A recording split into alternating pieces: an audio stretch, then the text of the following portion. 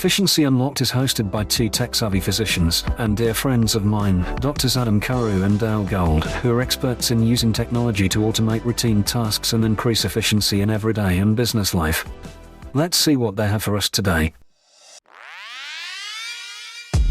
Welcome to NerdMD's Efficiency Unlocked. I'm Dale.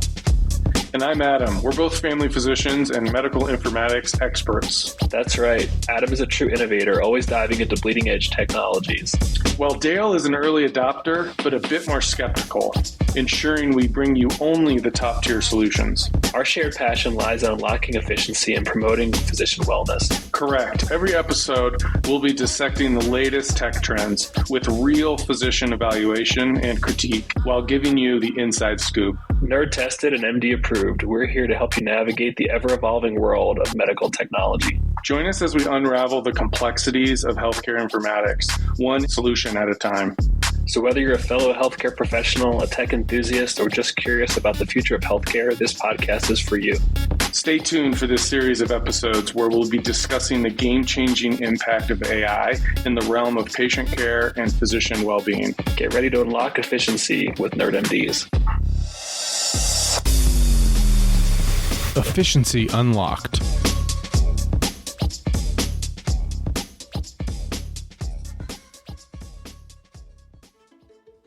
Welcome back, everybody. This is episode 2, Navigating the Flooded Sea, Adam's Approach to Understanding AI.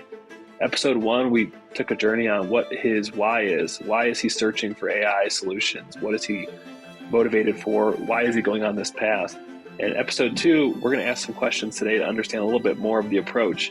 How does a CMIO approach analyzing vendors and making selections in the AI space? There's a lot of options out there. So where does one get started and how does one evaluate? So welcome, Adam. Thanks for coming back.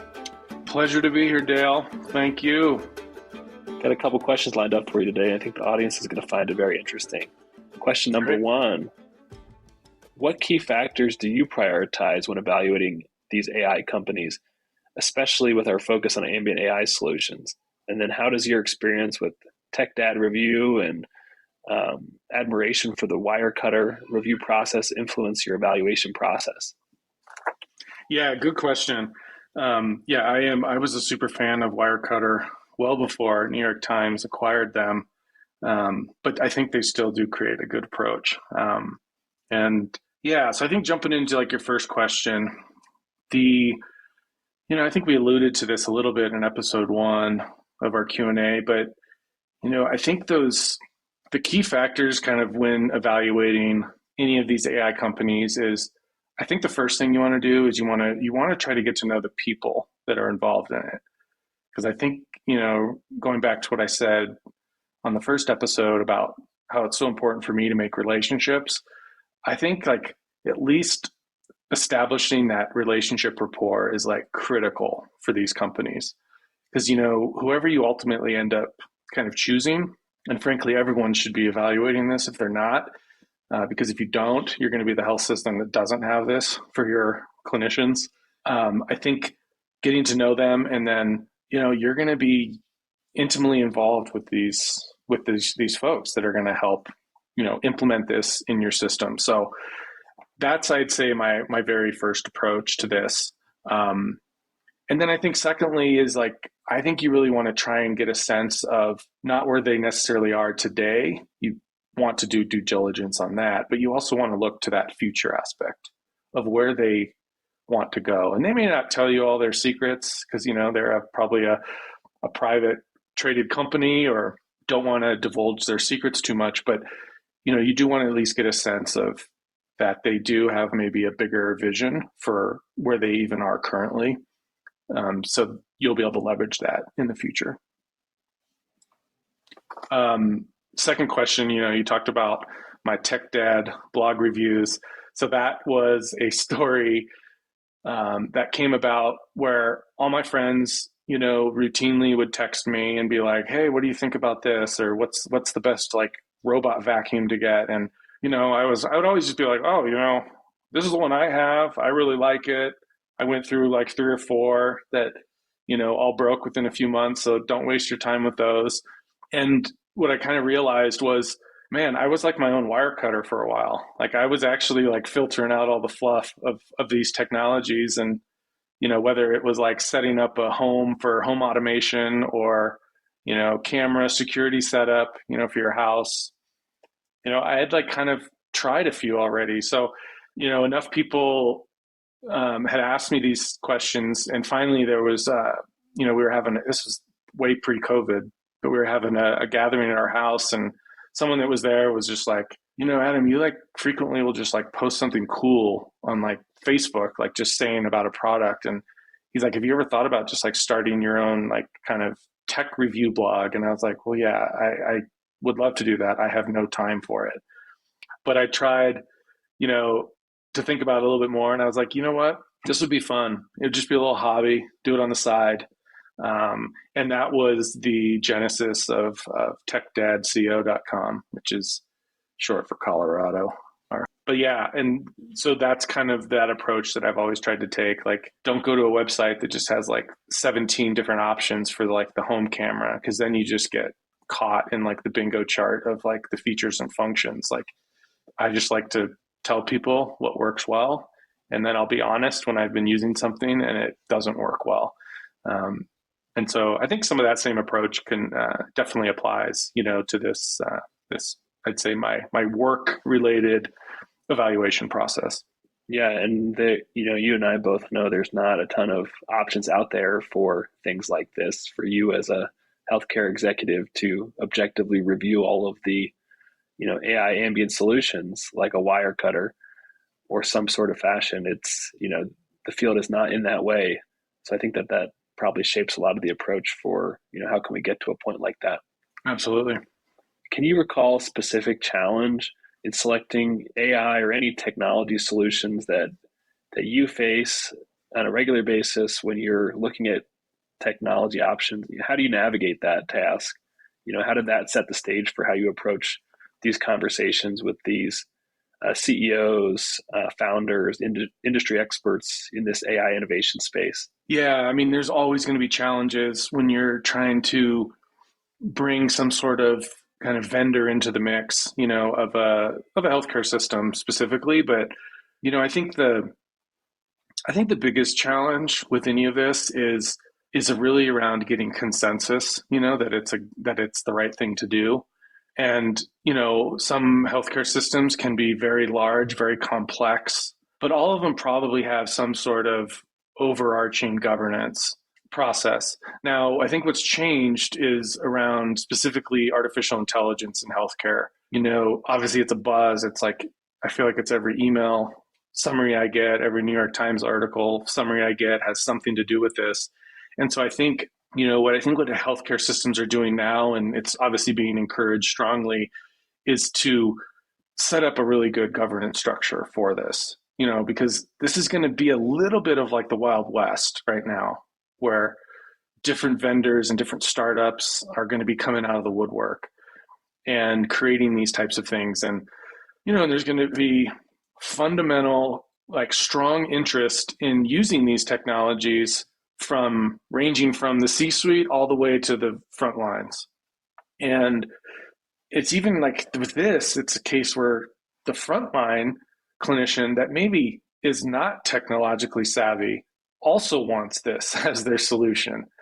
And so it's a very unique space to navigate. So I think the biggest thing, especially as like if you are a leader in a healthcare system or just an influential person in general, is if you find something that looks really compelling, like share it with others, get some more people on your side and get them to kind of see the value proposition that you see with it, because it can some people may be skeptical at first, but it can cause like a bit of a halo effect where it'll kind of bubble out and you'll overcome maybe some of that kind of initial resistance that may be present in this space. Right. No, that's great. And I think you're also saying too that you need to be solving a problem. You can't just be checking the box for AI. You need to be working together to make sure that you're solving a problem, and AI might be a solution, it might not. But that's going to help circle those wagons and get that buy-in.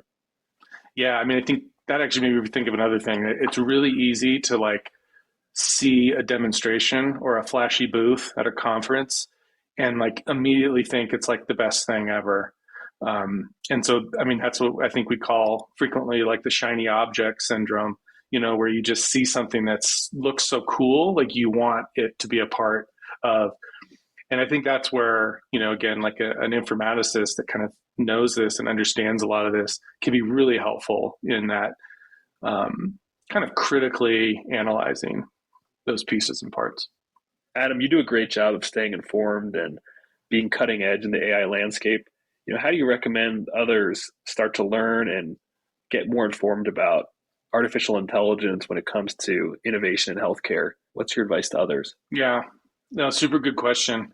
I'd say selfishly, you should follow our podcast and also our Substack where we'll blog about these things. But no, in all honesty, I think there is like so much good information out there from really, really, really intelligent people that are thinking about all of this. And so I think the best way to do it is to start following, some of those people that you come across. And I think a great platform, I have no affiliation with Microsoft, but I really enjoy LinkedIn for this as a professional way to learn, because you'll just see so much content on there as you start following folks that are, either, creating their own content or thoughts around this space. And I think you start to follow them, and like, for instance, if this is something you're just getting started with, like, follow Dale and myself on LinkedIn. And I think you'll see that, we comment and repost a lot of other thought leadership concepts and ideas that others are posting around this space. And I'd say since I started doing that personally about, 6 to 9 months ago, a little bit more consistently, it's just allowed myself to like understand so much more and learn more. And then I think, second bit of advice is I think there's some really good books that you could read if you're really interested in this space. There's some really good ones that are like specific to healthcare and like ChatGPT. And then there's like, even probably a bigger kind of picture book that just came out and I read, which is called The Coming Wave by Mustafa Suleyman. He was the creator and founder of DeepMind, which got acquired by Google. And it's a fascinating book. I mean, if you want to weave history of technology into what's currently right here at our doorstep, and what are the implications of it, and what are the cautionary tales and things that we need to do to actually mitigate risk with any of these technologies too. No, thank you. That's great. And can you just give the audience a little summary? I know that you've been planning a lot of the interviews and, you have a specific approach you're taking. Can you give them a sense of, what's your big picture approach for this process? Yeah, absolutely. I think some of this was like, it started with like these cold call emails almost to these companies where I'll be honest, some of them were like pretty skeptical at first. They're like, who are you? Like, what are you doing? How many people are going to listen to this? And who knows, maybe nobody will listen to this. But I think, so the initial approach for this was like, let me at least aggregate a list of like the companies that I know are in this generative AI space. And obviously there was a little bit more of a focus on the ambient listening part, only because I think that's like the hot topic right now. But wanted to be inclusive to other companies that are doing other kind of generative AI pieces and parts in this space too.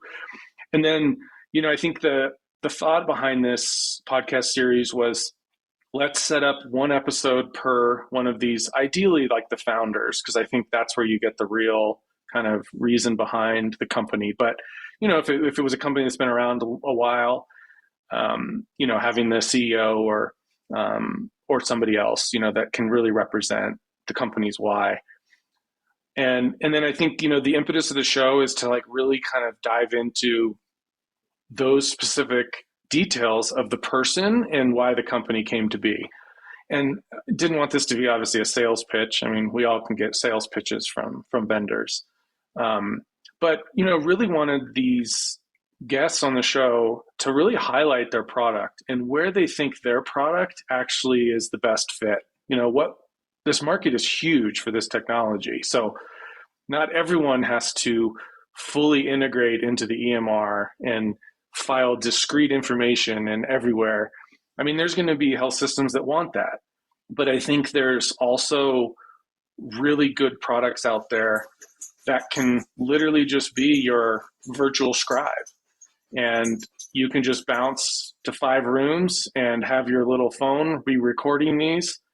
And, you're maybe putting in a few orders here and there and doing some stuff in the system. But for the most part, you will be like hands-off keyboard. And then maybe after 5 patients, you sit back at your desk and you crank out your notes. And I'm doing air quotes. You can't see them because this is an audio podcast. But, you could crank out the notes because by then those things are going to be generated and you just have to quickly review and make sure it was accurate. So I think that's the way I would answer that question best. That's great. I think that we're all going to learn something. I think we're going to meet some interesting people. And I think it can help a lot of people make some decisions or just learn about the space. I think it's an interesting space for those in healthcare and outside, because whether you're in healthcare or you're a patient, all of these things, as you and I hope, are going to be on the path towards bringing that joy back in medicine and taking better care of patients, hopefully making it more accessible. So I think it's a really exciting time, and I'm interested to hear some of these conversations myself. Yeah, me too. I haven't even done them all yet, and I'm like super excited just to have them on my calendar to discuss. Yeah, I have one tomorrow, afternoon, and I'm like super excited about it. So yeah, this is fun. This is fun stuff. Anything that you want to say to anyone listening who may have a interesting generative AI or similar product and want to reach out to you? Yeah, I mean, I think number one, reach out to me on LinkedIn. Don't send me one of those messages that feels very sales pitchy. I'll just warn you, those generally get ignored. And I get many, many of those. No, but I think you can reach me, through LinkedIn. You can reach me on Twitter if you want to. Well, I guess it's called X now. I don't have the app anymore, but I do log in periodically. But I think probably LinkedIn is probably the best place to get in touch with us. Dale and I, we actually have like a Nerd MDs kind of group there, so you can contact us through that, or just contact me directly, on LinkedIn. Thanks everybody for listening. Thanks, Adam. Stay tuned for some of the first interviews that are coming, and we're excited to see what's to come. Yeah, this is going to be great, Dale. Take care, everyone.